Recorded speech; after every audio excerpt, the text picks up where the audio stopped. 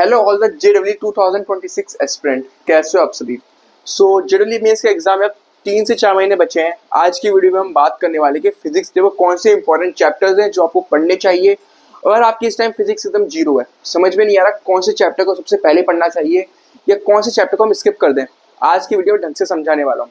इस वीडियो में कोई एडिटिंग नहीं होने वाली है, 5 मिनट में समझाने वाला हूँ कौन से चैप्टर्स को पहले पढ़ो सो दैट तुम्हें मैक्सिमम रिजल्ट मिल सके। प्रैक्टिकल बात करने वाला हूँ, कोई भी ऐसी बात नहीं जिससे तुम्हें कुछ मजाक लगे वगैरह वगैरह।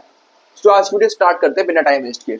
सबसे पहला चैप्टर जो तुम्हें पढ़ना है, मैं सबसे पहले क्लास 12 के चैप्टर्स बताने वाला हूँ, देन उसके बाद क्लास 11 के, क्योंकि क्लास 11 के जो चैप्टर्स है उसका वेटेज 55% है क्लास 12 वाले चैप्टर्स का, एंड क्लास 11 वाले चैप्टर्स का 45%। सो इस अकॉर्डिंग तुम देख सकते हो। सबसे पहले हम बात करते हैं, पहला चैप्टर है इलेक्ट्रोस्टैट्स। इलेक्ट्रोस्टैट्स में तुम्हें कैपेसिटर वाला चैप्टर मिल जाएगा एनसीईआरटी में। इलेक्ट्रोस्टैट्स एंड कैपेसिटर दो अलग अलग यूनिट है, बट जनरली मीट की हम बात करते हैं तो एक यूनिट है। इसमें इलेक्ट्रोस्टैट्स में सबसे पहला जो इंपॉर्टेंट कॉन्सेप्ट है वो है जो वायर में इलेक्ट्रिकल चार्ज निकालने वाले क्वेश्चंस, या फिर रिंग के अबाउट, वो सिलेंडर के अबाउट, वो सब क्वेश्चंस है, काफी इंपॉर्टेंट है, याद कर लेना। तो उसका फॉर्मूला होता है वो काफी इंपॉर्टेंट है कि इन सभी फॉर्मूलेज में जो एंगल्स वगैरह होते हैं कि एंगल्स तुम कहाँ से मेजर कर रहे हो, इसका खास ध्यान रखना। क्योंकि जो हर टीचर का पढ़ाने का तरीका अलग होता है, वो किसी एंगल को थीटा 1 लेते हैं अपने अकॉर्डिंगली, किसी को थीटा 2, किसी में क्लॉकवाइज लेना है, किसी में एंटी क्लॉकवाइज लेना है। ये कुछ इंपॉर्टेंट चीज है, प्लीज इसका ध्यान रखना। मैक्सिमम स्टूडेंट्स को ये क्वेश्चंस आते हैं क्योंकि सीधा फॉर्मूला बेस्ड होते हैं, बट कैलकुलेशन मिस्टेक कर देते हैं। सो इन चीजों का ध्यान रखना। और देन अगर हम कैपेसिटर की बात करते हैं, जो चार्जिंग एंड डिस्चार्जिंग वाले क्वेश्चंस होते हैं वो काफी अच्छे बनते हैं। या हमने कैपेसिटर के बीच में डाइलेक्ट्रिक इंसर्ट कर दी तो उससे क्या फर्क पड़ेगा, एयर, वाटर या बीच में कोई और मीडियम है उससे क्या फर्क पड़ेगा। तो इस टाइप के क्वेश्चन ज्यादा आते हैं, इंपॉर्टेंट यूनिट है। देन सेकंड चैप्टर जो है पढ़ना है वो है इलेक्ट्रिसिटी। इलेक्ट्रिसिटी अपने यहाँ पे काफी इंपॉर्टेंट चैप्टर है, पढ़ रखा होता है क्लास 9-10 में। तो इलेक्ट्रिसिटी में ज्यादा प्रॉब्लम्स नहीं आती हैं। पहली बात जो इसमें वो वाले क्वेश्चंस होते हैं कि इसमें कई सारे रेजिस्टेंस दे देंगे, जो सिमेट्री वाले और टेक्निक्स होती हैं सॉल्व करने के लिए, उससे क्वेश्चन नहीं आते हैं मेंस में। जो उसमें मेन क्वेश्चन पूछ जाते हैं वो आते हैं कॉम्बिनेशन ऑफ सेल से, कॉम्बिनेशन ऑफ सेल हो गया, या कॉम्बिनेशन ऑफ बैटरीज, जो इसकी कुछ कैलकुलेशंस वगैरह होती हैं वो, या जो उसमें डिवाइसेस होते हैं जैसे पोटेंशियोमीटर, गैल्वेनोमीटर। जो मैंने अपना जेडब्ल्यू मेंस का एग्जाम दिया था 2023 में, तो एक क्वेश्चन आया था, आई थिंक गैल्वेनोमीटर से था या पोटेंशियोमीटर से था, पोटेंशियोमीटर से। वो 2010 के एडवांस से आया था, 2010 के एडवांस से, बट मैंने उस टाइम एडवांस से क्वेश्चन सॉल्व नहीं कर रखे थे, सो मैं नहीं कर पाया था। ये मुझे बात तब पता लगी जब मैंने घर पे आके क्वेश्चन देखा था एडवांस का। सो वो 2010 से आया था। सो मैं कहना चाहता हूँ कि ये वाले क्वेश्चन कर लेना इलेक्ट्रिसिटी से, काफी इंपॉर्टेंट है। इसका थर्ड यूनिट जो है वो है मैग्नेटिज्म की। जो सेम मैंने तुम्हें बताया इलेक्ट्रोस्टैट्स में कि तुम्हें अबाउट द वायर निकालनी है, अबाउट द रिंग या फिर अबाउट द सिलेंडर, यही सेम चीज मैग्नेटिज्म में भी अप्लाई होती है। फॉर्मुलाज में ज्यादा डिफरेंस नहीं है। अगर तुमने ढंग से इलेक्ट्रोस्टैट्स पढ़ लिया है तो मैग्नेटिज्म में भी सेम चीज होती है, बस थोड़े साइन का डिफरेंस हो जाता है। जहाँ हम यहाँ पर इलेक्ट्रिक फील्ड लेते हैं या मैग्नेटिक फील्ड लेते हैं, यहाँ हम ई लेते हैं या हम बी लेते हैं, वो सब चीजें सेम रहती हैं। याद कर लेना, मैग्नेटिज्म का काफी अच्छा खासा वेटेज है, तुम्हें 2 से 3 क्वेश्चन देखने को मिल जाएंगे। इसमें एक और यूनिट आती है जिसमें मैग्नेटिज्म की थ्योरी है।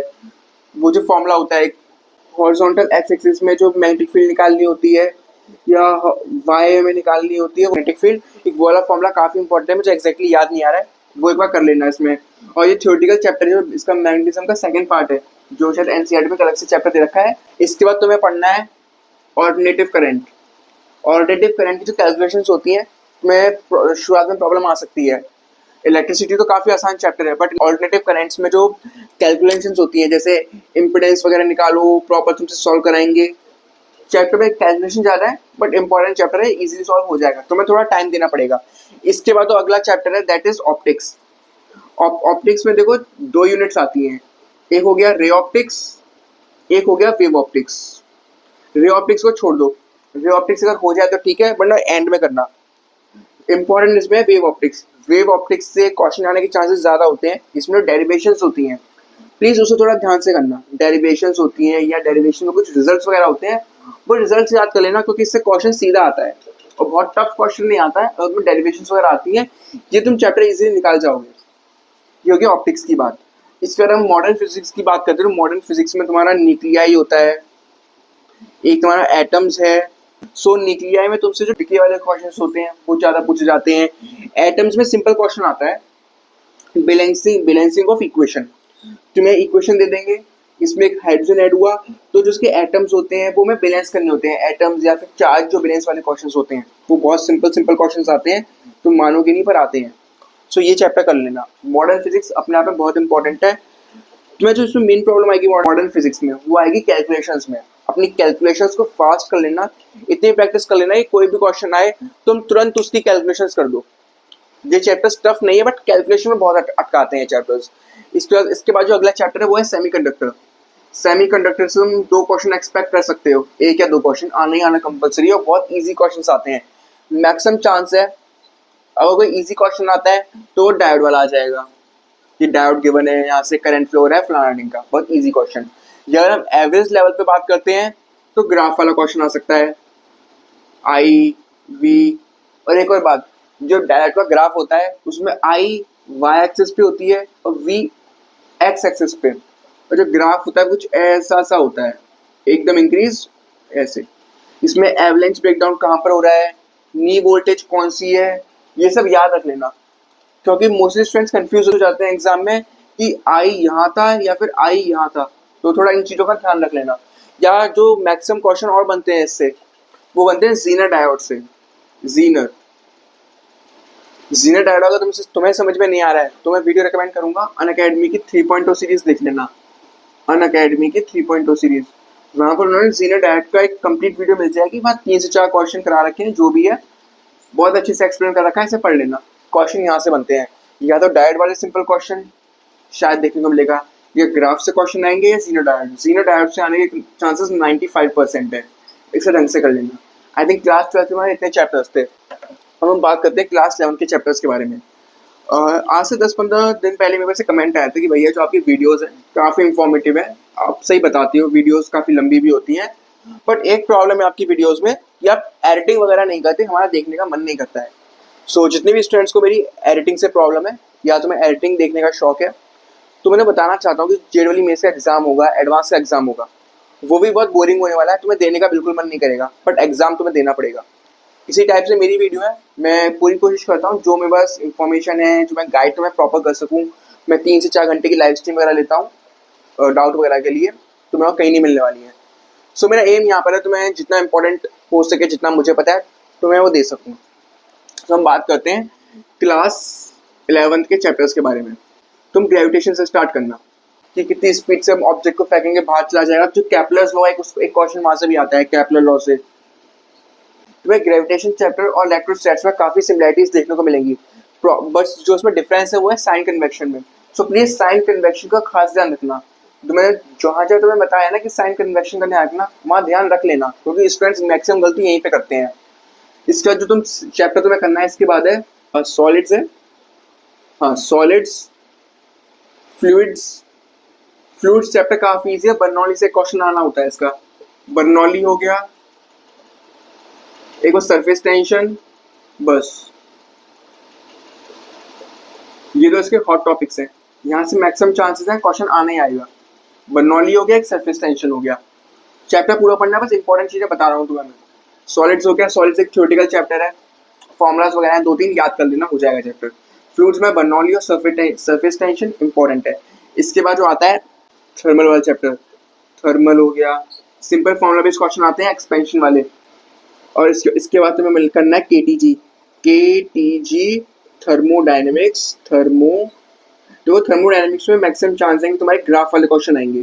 थर्मोडायनेमिक्स में ग्राफ, जो केमिस्ट्री में थर्मोडायनेमिक्स है वहाँ से न्यूमेरिकल ज़्यादा आते हैं, और जो फिजिक्स की थर्मोडायनेमिक्स है वहाँ पर तुम्हारे ग्राफ वाले क्वेश्चन आने के चांस थोड़े ज़्यादा होते हैं।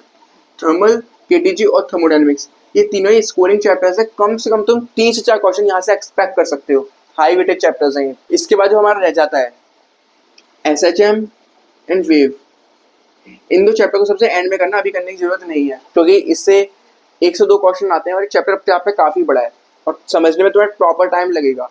तो इस चैप्टर को टाइम बचता है तभी करना और एंड में कर देना, क्योंकि ये चैप्टर इंडिपेंडेंट है। जेडब्ल्यू मेंस के पॉइंट ऑफ व्यू से 1-2 क्वेश्चन आएंगे, पर एडवांस के पॉइंट ऑफ व्यू से इंपॉर्टेंट है। बट अभी हम जेडब्ल्यू मेंस की बात कर रहे हैं, तो इस चैप्टर को तुम अभी के लिए लीव कर सकते हो। क्लास 11 के कौन कौन से चैप्टर हो गए, ग्रेविटेशन, सॉलिड, फ्लूइड, ये 2 चैप्टर्स करने में बहुत कम टाइम लगने वाला है तुम्हें। Then thermal, KTG, thermodynamics, high weighted chapter है ये सब, ग्रेविटेशन भी। अब बात आती है मैकेनिक्स की। मैकेनिक्स में सबसे पहले स्टार्ट करना है यूनिट एंड डायमेंशन से। यूनिट एंड डायमेंशन, एक क्वेश्चन हर शिफ्ट में यहाँ से आता है। एक क्वेश्चन का मतलब +4 मार्क्स। इसके बाद तुम्हें करना है वेक्टर। वेक्टर तुम्हारा चैप्टर वैसे इंपॉर्टेंट है आगे के चैप्टर समझने के लिए। एज सच यहाँ से कोई क्वेश्चन नहीं आने वाला है। देन अगर हम काइनेमेटिक्स की बात करते हैं, काइनेमेटिक्स, और हम एनएलएम की बात करते हैं। एनएलएम एक फ्रिक्शन वाला टॉपिक है जो बहुत टफ लगता है स्टूडेंट्स को, जिसमें 3 से 4 ब्लॉक्स रखते हैं। वो टफ क्वेश्चन इसमें नहीं आने वाला है। इसमें एनएलएम में सिंपल क्वेश्चन आएगा जिसमें तुम्हें म्यू स्टैटिक, म्यू काइनेटिक की बेसिक नॉलेज होनी चाहिए। इसमें क्या किसकी वैल्यू ज़्यादा है, सिंपल एक ब्लॉक वाला क्वेश्चन आएगा, सिंपल एक ब्लॉक वाला। इसमें फोर्स लग रही है, फोर्सेस बैलेंस करके इक्वेशन बनानी होती है, वो सिंपल क्वेश्चन आएगा इससे एनएलएम से। या इसमें जो एक वो वाली थ्योरम होती है, conservation of momentum, conservation of energy. ये जो 2 कंजर्वेशन ऑफ एनर्जी, मोमेंटम, यानी डब्ल्यू एनर्जी पावर का पार्ट है, काफ़ी इंपॉर्टेंट चीज़ है, इसे कर लेना। इसी तरह डब्ल्यू एनर्जी पावर, मैकेनिक्स के जो क्वेश्चंस बनते हैं एडवांस के पॉइंट ऑफ व्यू से काफ़ी टफ बनते हैं। बट अगर मेंस की बात करते हैं बहुत सिंपल क्वेश्चंस आते हैं, बट स्टूडेंट ने कर ही नहीं रखे होते, इस वजह से वो मेंस में नहीं अटेम्प्ट कर पाते हैं। सिंपल ब्लॉक वाला एक क्वेश्चन आएगा उससे एनएलएम से, डब्ल्यू एनर्जी पावर से कंजर्वेशन ऑफ एनर्जी मोमेंटम। मेरी शिफ्ट में कितना क्वेश्चन, इतना इजी क्वेश्चन आया था 2023 में कि दे दिया ये ग्राउंड फ्लोर है, यहाँ हमने ब्लॉक उठा के इसे ऊपर शिफ्ट कर दिया, तो मैं कंजर्वेशन ऑफ मोमेंटम से कंजर्वेशन ऑफ एनर्जी से वो निकालनी थी, कितनी एनर्जी लॉस हुई या कितनी एनर्जी मिली। इस टाइप का क्वेश्चन है जो सिंपल वाला क्वेश्चन होता है, वो आया था। सिंपल फॉर्मूला बेस्ड था, 1 मिनट में सॉल्व हो गया था। सो इसी टाइप के क्वेश्चन तुम्हारे उसमें आने वाले हैं। रही बात रोटेशनल मोशन की, रोटेशनल मोशन कोई टफ चैप्टर नहीं है। अगर तुमने इतना सब कुछ पढ़ लिया है, तुम्हें अगर बेसिक नॉलेज है ना मैकेनिक्स की, तुम इजीली रोटेशनल मोशन निकाल सकते हो। बाकी जिसे रोटेशनल मोशन बिल्कुल समझ में नहीं आ रहा है, मैं तुम्हें 2 से 3 टॉपिक बता दे रहा हूँ, उतना पढ़ लेना। सेंटर ऑफ मास की जो कैलकुलेशन वगैरह है वो ढंग से कर लेना, और सेंटर ऑफ मास की 2 थ्योरम्स होती हैं, उन्हें ढंग से कर लेना। एक रोटेशनल मोशन में आता है रोलिंग मोशन, जिसमें जो वेज होता है, वेज से बॉल गिराते हैं तो उसमें कितनी ऊपर से नीचे आते हुए कितना टाइम लग रहा है, वो वाले क्वेश्चन कर लेना। कितनी हाइट है, कितना टाइम लग रहा है, वो एक क्वेश्चन वहाँ से आने के चांसेस मैक्सिमम होते हैं। तुम PYQs उठा के देखना, खुद तुम्हें विश्वास हो जाएगा। सो 2 थ्योरम्स हो गई सेंटर ऑफ मास की, एक हो गया रोलिंग मोशन, तुम बार मान सकते हो ऐसे बार, यहाँ एक कोई चीज रखी है कि इंसान बैठा है, यहाँ इंसान बैठा है, हमने इसे घुमा दिया तो ऐसा, हाँ, जिसमें एंगुलर वो निकालते हैं, एंगुलर वेलोसिटी अगर हम ऐसे हाथ फैलाएंगे तो क्या होगी, ऐसे कम कर लेंगे तो स्पीड पे क्या फर्क पड़ेगा, उस टाइप के क्वेश्चन आते हैं। सो कुछ इंपॉर्टेंट चीजें हैं जो तुम कर सकते हो। सबसे पहले क्लास 12 के जो चैप्टर्स बताए थे मैंने, पहले वो करना, फिर क्लास 11 के। बस तुम्हें क्वेश्चन पढ़ने के बाद जो ब्लॉक डायग्राम होते हैं वो बनाना आना चाहिए, और सभी फोर्सेस को बैलेंस करना, conservation of energy, conservation of momentum, ये 2 से 3 जो इंपॉर्टेंट थ्योरम्स वगैरह इन्हें ढंग से पढ़ लेना। जो चैप्टर मैंने तुम्हें बताया तुम लीव कर सकते हो, बस वो तुम लीव कर देना चाहें। सो तुम इतना भी कर लेते हो तो फिजिक्स में 70 मार्क्स तुम प्लस इजीली स्कोर कर सकते हो। Believe me, you can still score 70+ marks अगर तुम्हें इतना ढंग से कर लेते हो। करना तुम्हें कुछ नहीं है, ये सब करने के बाद थ्योरी देखने के बाद वन शॉट से 2021 से 25 तक PYQs लगा लेना। 2021 से 25 तक PYQs लगा लेना, तुम्हारा काम हो जाएगा। इससे ज़्यादा कोई स्ट्रेटजी देखने की जरूरत नहीं है। कोई तुम्हें कितना ही कहे ये चैप्टर लीव कर देना, कोई लीव करने की जरूरत नहीं है। इससे ज़्यादा अगर तुम लीव करते हो, मार्क्स तुम्हारे नहीं आने वाले हैं। इतना कर लोगे, 70+ मार्क्स का मतलब है तुम्हारी 97-98% फिजिक्स में, काफ़ी है। और तुम्हें कुछ भी नहीं आता है अभी तो। So this is all about जो मुझे आज की वीडियो बताना था। वीडियो पसंद आई हो लाइक कर देना, और ऐसे और इन्फॉर्मेटिव वीडियोस के लिए चैनल सब्सक्राइब कर लेना, और मेरी रिसेंट वीडियो चेकआउट कर लेना।